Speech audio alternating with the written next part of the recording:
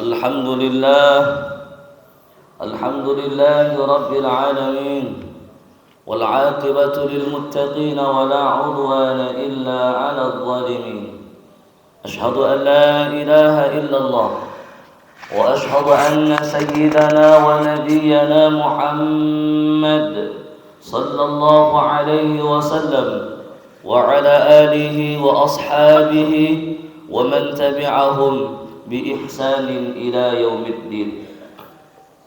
فيا عباد الله أوصي نفسي وإياكم بتقوى الله فقد فاز المتقون. وقال تعالى يا أيها الذين آمنوا اتقوا الله حق تقاته ولا تموتن إلا وأنتم مسلمون. معاشر الحاضرين والحاضرات, jamaah salat Idul Adha yang dimuliakan Allah Subhanahu wa taala. Bersyukur kita kepada Allah dengan mengucapkan kalimat alhamdulillahi rabbil alamin. Bersyukur kepadanya atas semua nikmat yang sampai detik ini masih dititipkannya pada kita, sehingga dengan nikmat-nikmat tersebut kita dapat berkumpul kemudian melaksanakan salat Idul Adha dengan keadaan sehat walafiat. Berapa banyak kemudian orang-orang yang tahun lalu bersama dengan kita kini tak lagi bersama dengan kita. Maka kita bersyukur kepada Allah Subhanahu wa taala, bersyukur kepadanya dengan mengucapkan kalimat alhamdulillahi rabbil alamin. Bersalawat kepada baginda Nabi Muhammad sallallahu alaihi wasallam dengan ucapan Allahumma salli ala sayyidina Muhammad wa ala ali sayyidina Muhammad. Mudah-mudahan dengan salawat yang kita bacakan tadi menjadi sebab kelak baginda Nabi Muhammad sallallahu alaihi wasallam mengakui kita sebagai umatnya, kemudian memberikan syafaatnya kepada kita semua. Amin ya rabbal alamin. Terlupa khatib berwasiat kepada khatib pribadi, kepada jemaah sekalian pada umumnya, untuk senantiasa kita meningkatkan kualitas iman dan takwa kita kepada Allah Subhanahu wa taala.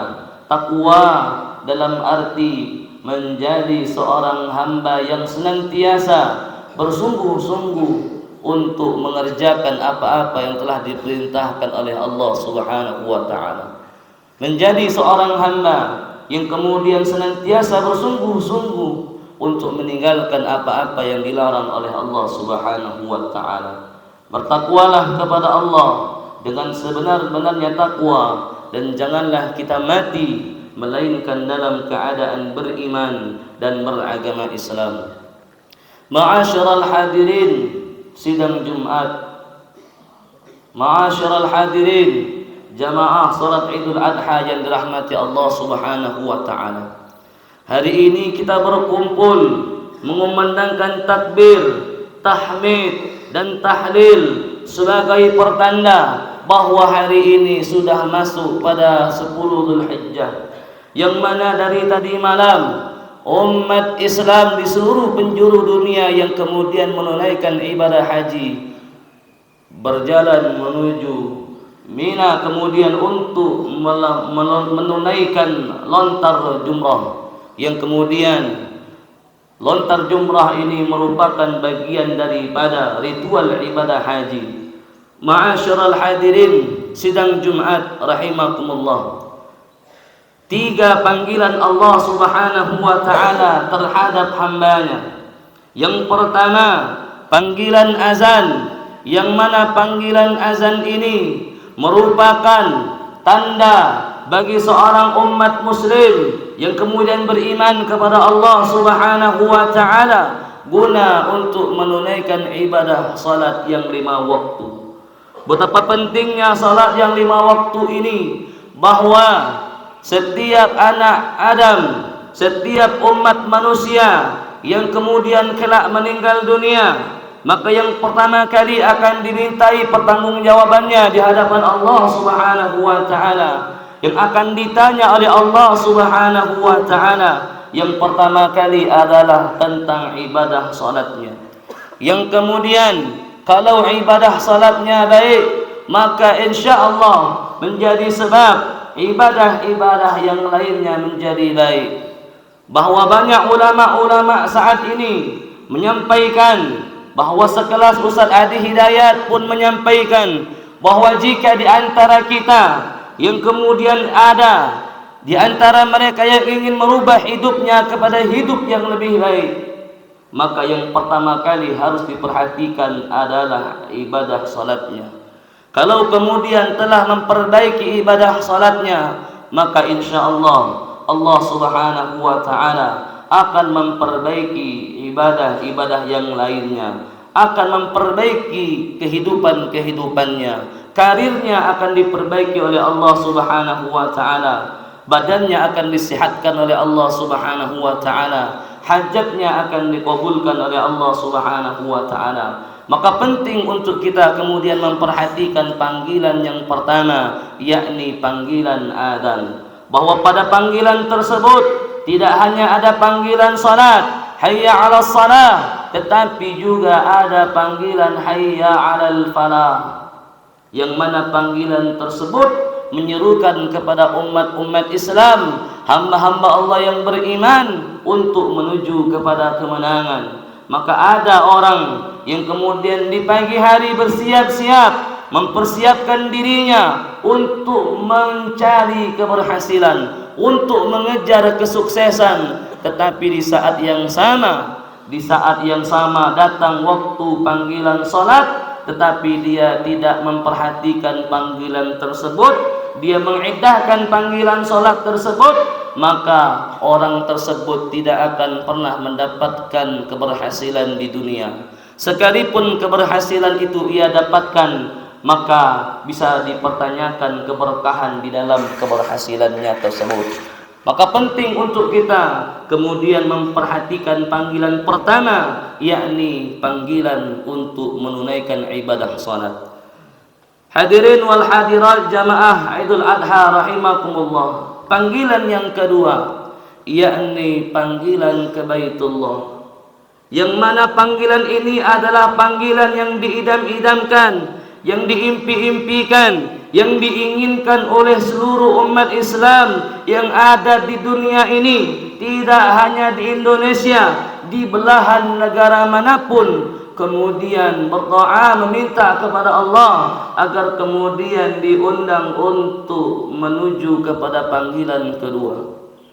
Maka hari ini kita berkumpul di sisi lain saudara-saudari kita yang Allah Subhanahu wa taala telah panggil mereka untuk memenuhi undangan Allah, berkumpul mereka melaksanakan ibadah haji, yang mana panggilan ini adalah panggilan yang sangat dirindu-rindukan oleh setiap manusia. Lalu apa istimewanya ibadah haji ini sehingga setiap manusia merindu-rindukan, mengimpi-impikan, mengeluh-eluhkan, bahkan bercita-cita sebelum menghembuskan nafas terakhir, berusaha bagaimana caranya kemudian agar bisa memenuhi panggilan yang kedua ini. Yang pertama, spesialnya ibadah haji ini, bahwa ada ibadah yang kemudian dititik beratkan pada fisik, yang disebut dengan ibadah badaniah, seperti halnya salat, seperti halnya puasa. Maka orang yang berpuasa dimanapun dia berada tetap dapat melaksanakan puasa. Di saat kita sedang safar keluar kota, ke Pulau Jawa, ke Pulau Nusa Tenggara, maka datang waktu Ramadan, di tempat itu pun kita dapat melaksanakan ibadah puasa. Salat pun sama, dimanapun kita berada, ketika sudah masuk waktunya, maka boleh kita kemudian melaksanakan ibadah salat tersebut.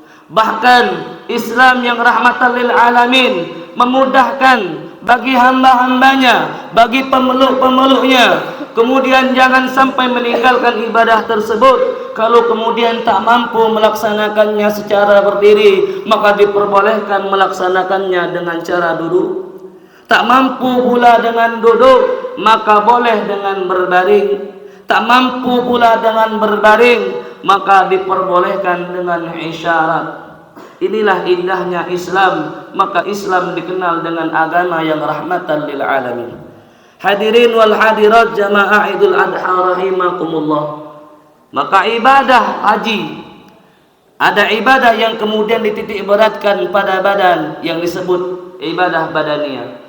Ada juga ibadah yang kemudian dititik beratkan pada hati yang disebut dengan ibadah qalbiyah. Seperti halnya zikir, seperti halnya zikir khafi, bertasbih, beristighfar. Itu adalah ibadah qalbiyah yang dititik beratkan pada hati. Namun ada juga ibadah yang kemudian dititik beratkan pada harta yang disebut dengan ibadah maliyah, seperti halnya infak dan sedekah. Maka ibadah haji spesial. Kenapa? Karena ibadah haji, satu ibadah ini mencakup 3 ibadah yang kita sebutkan tadi. Pada ibadah haji ada ibadah badaniyah, sebab jasad kita harus berangkat ke kota Mekah. Pada ibadah haji ada ibadah qalbiyahnya, karena di sana nanti kita akan banyak berzikir mengingat Allah Subhanahu wa taala. Hati kita akan senantiasa terkoneksi dengan cara berzikir kepada Allah Subhanahu wa taala. Dan pada ibadah haji ada pula ibadah maliyahnya, karena untuk berangkat ke kota Makkah tentu kita harus menggunakan suatu alat transportasi yang kemudian dengan uang kita bisa melakukan perjalanan ke kota Mekah untuk menunaikan ibadah haji. Ibadah haji spesial, tidak sama dengan ibadah yang lainnya, karena ibadah haji hanya dilakukan di bulan tertentu dan di waktu yang telah ditentukan. Tidak pernah kemudian kita mendengar ada orang yang berangkat haji ke kota Jakarta. Kemudian tidak pernah kita mendengar ada kemudian orang berangkat haji ke daerah Sulawesi. Ketika kita mendengar ibadah haji, maka pikiran kita terfokus kepada kota Mekah.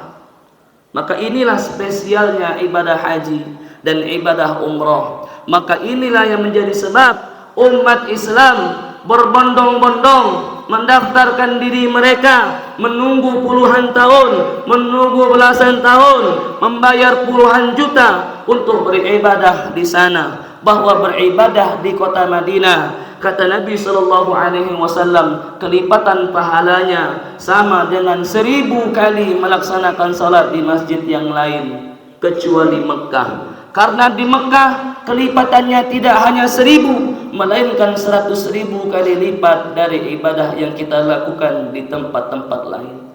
Maka inilah spesialnya ibadah haji, yang kemudian orang-orang yang dia banyak dosa, orang-orang yang di masa lalunya khilaf, di masa lalunya kelam, di depan Ka'bah dia menangis, mengingat semua khilaf, mengingat semua kesalahannya. Kenapa mereka menangis, memohon ampun kepada Allah? Karena memang berdoa di sana makbulnya luar biasa.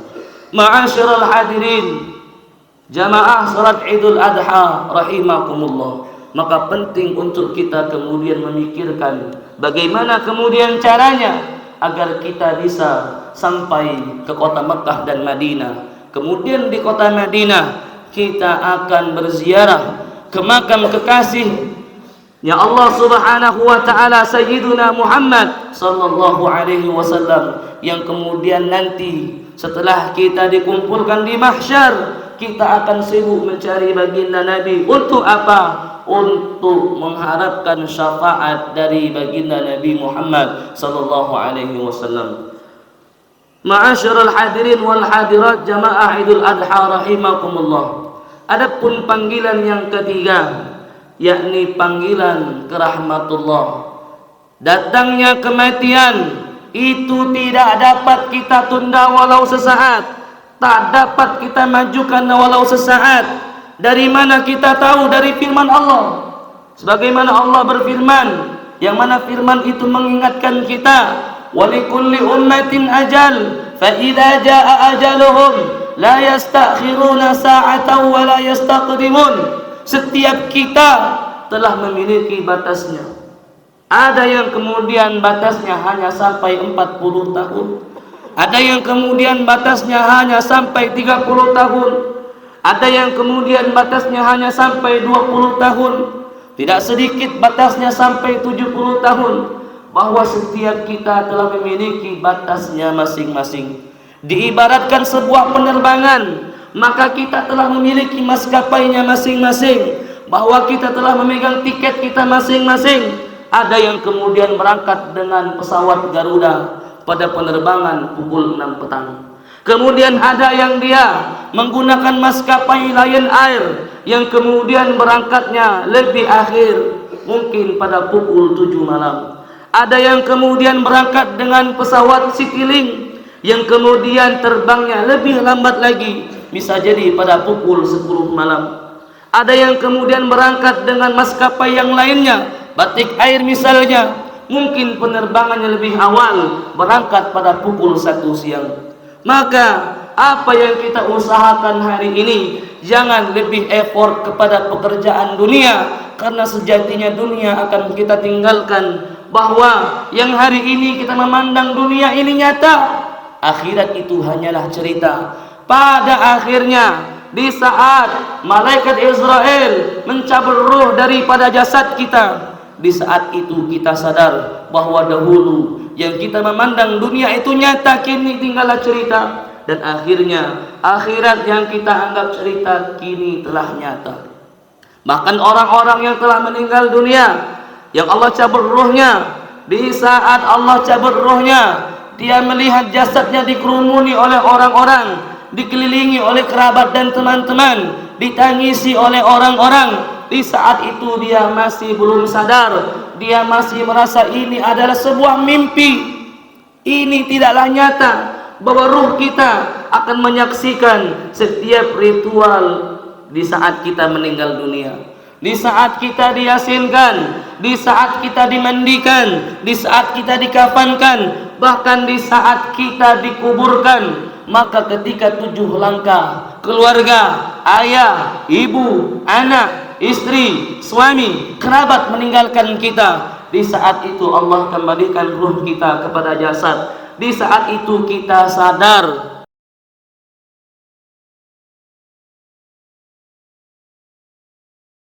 sendirian, tidak ada apa-apa.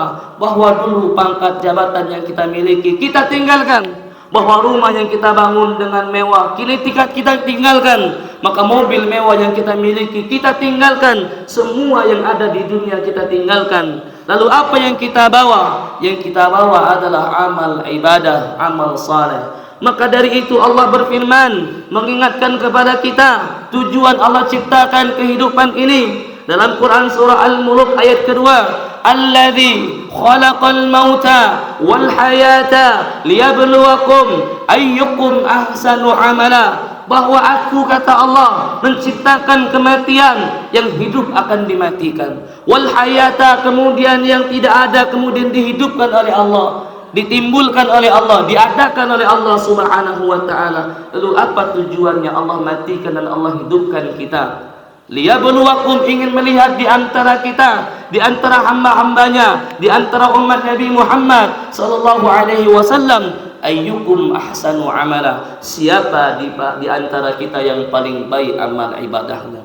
Maka dari itu hadirin wal hadirat jamaah salat Idul Adha rahimakumullah, perbanyak mengingat kematian. Maka dengan itu hidayahnya Allah Subhanahu wa ta'ala akan mudah datang kepada kita. Maka peristiwa Hari Raya Idul Fitri, Hari Raya Idul Adha, perayaan hari besar Islam, kita jadikan momentum untuk muhasabatun nafs, introspeksi diri kita. Tahun lalu kita merayakan Hari Raya Idul Adha, kini bertemu lagi Hari Raya Idul Adha. Lalu apa progres akhirat yang telah kita maksimalkan? Apakah lebih baik maksimal ibadah kita kepada Allah? Apakah semakin dekat hubungan kita kepada Allah Subhanahu wa ta'ala? Jikalau ternyata lebih banyak lalainya daripada kita taatnya, lebih banyak maksiatnya daripada kita taatnya kepada Allah, maka hari ini adalah kesempatan kita untuk bertaubat, memohon ampun kepada Allah Subhanahu wa taala. Tubu ilallahi taubatan nasuha, bertaubat kepada Allah dengan taubatan nasuha. Bahwa apa yang maksiat kita lakukan di tahun ini, maka kita berusaha untuk meninggalkan maksiat tersebut. Ketaatan apa yang kemudian kita tinggalkan, maka tahun ini mulai kita memaksimalkan ketaatan kita kepada Allah Subhanahu wa taala. Ma'asyiral hadirin, jamaah salat Idul Adha rahimakumullah. Panggilan yang pertama, yakni panggilan salat, dapat kita hindari. Panggilan yang kedua, panggilan ke Baitullah, dapat pula kita hindari, dapat tidak kita kerjakan. Tetapi panggilan yang ketiga, wallahi tidak akan ada yang pernah bisa menghindari kematian tersebut. Bahkan Fir'aun yang memiliki kerajaan yang besar, Fir'aun seorang raja yang hebat, Fir'aun yang memiliki bala tentara yang kuat, Fir'aun yang memiliki harta dan segala kekuatan yang ada padanya, pun kemudian mati menghadap Allah Subhanahu wa taala. Yang perlu kita renungkan hari ini adalah bagaimana kemudian akhir hidup kita. Akankah akhir hidup kita berakhir pada akhir yang husnul khatimah? Akankah akhir hidup kita berakhir pada akhir yang su'ul khatimah? Maka perjuangkan untuk senantiasa menjadi seorang hamba yang taat dan patuh kepada perintah Allah Subhanahu wa taala. Pesan baginda Nabi sallallahu alaihi wasallam, ittaqillaha haitsu ma kunta. Bertakwalah kamu kepada Allah dimanapun kamu berada. Seorang pedagang di pasar, dia bertakwa kepada Allah, menjadi seorang pedagang yang kemudian jujur. Seorang pegawai, maka menjadi seorang pegawai yang bertakwa, taat dan patuh terhadap SOP yang ada di tempat kita bekerja. Sebagai pimpinan, maka jadilah seorang pimpin yang taat kepada Allah Subhanahu wa taala. Dengan ketaatan itu, dengan ketakwaan tersebut, menjadi seorang pemimpin yang adil. Bahkan seorang pemimpin, kata Nabi, akan ada 7 golongan yang kelak mendapatkan naungan di hadapan Allah Subhanahu wa taala di saat tidak ada naungan, yakni yang pertama al-imamul adil, pemimpin yang adil. Maka ketika kita diamanahkan oleh Allah menjadi seorang pemimpin, menjadi seorang kepala, maka jadilah seorang pemimpin, seorang kepala yang bertakwa kepada Allah Subhanahu wa taala. Ittaqillaha haitsu ma kunta wa atbi'is sayyi'atal hasanata tamhuha. Kita ini manusia yang setiap saat berbuat salah, setiap waktu berbuat dosa. Maka jangan pernah bosan untuk memohon ampun kepada Allah Subhanahu wa taala. Iringi maksiat kita dengan ketaatan, iringi keburukan kita dengan kebaikan. Insyaallah dengan kebaikan dan ketaatannya kita kerjakan, Allah beri kita hidayahnya, diberi kekuatan untuk meninggalkan semua kemaksiatan tersebut. Wa khaliqin nas bi khuluqin hasan. Bergaullah kepada sesama manusia dengan pergaulan yang baik. Maka jadi seorang sahabat, jadilah sahabat yang baik. Jadi seorang teman, maka jadilah seorang teman yang baik. Lalu apa barometer teman yang baik? Lalu apa barometer sahabat yang baik? Teman yang baik, sahabat yang baik adalah sahabat dan teman yang senantiasa mengajak kita untuk semakin dekat kepada Allah, untuk senantiasa ingat kepada Allah Subhanahu wa taala. Ma'asyiral hadirin wal hadirat, jamaah Idul Adha rahimakumullah, mudah-mudahan momentum hari raya Idul Adha ini menjadikan sebab kita semua menjadi seorang hamba yang maksimal pada panggilan yang pertama untuk melaksanakan sholat kita. Yang kemarin bolong-bolong, maka mulai hari ini kita maksimalkan. Yang kemarin-kemarin belum memiliki niat untuk memenuhi panggilan yang kedua, maka dari hari ini pasang niat kita bahwa Allah mengundang orang-orang yang meminta diundang oleh Allah Subhanahu wa taala. Allah tidak mengundang orang yang kaya. Allah Subhanahu wa taala mengundang semua hambanya. Tinggal lagi kita menyambut undangan tersebut. Bahwa banyak yang kemudian berangkat haji, menunaikan ibadah umroh, mereka tidak memiliki harta yang banyak, tetapi dengan niat yang kuat, dengan doa yang maksimal, kemudian mereka dimampukan oleh Allah Subhanahu wa taala, kemudian menjadi tamu-tamunya Allah Subhanahu wa taala. Yang ketiga, kita renungkan setiap saat, setiap kita ingin bermaksiat, ingat kita akan mati, bahwa apa yang kita kerjakan hari ini akan dimintai oleh Allah pertanggungjawabannya di hadapan Allah Subhanahu wa taala. A'udzu billahi minasy syaithanir rajim. Bismillahirrahmanirrahim. Wal 'asri innal insana lafi khusrin illa الذين آمنوا وعملوا الصالحات وتواصوا بالحق وتواصوا بالصبر.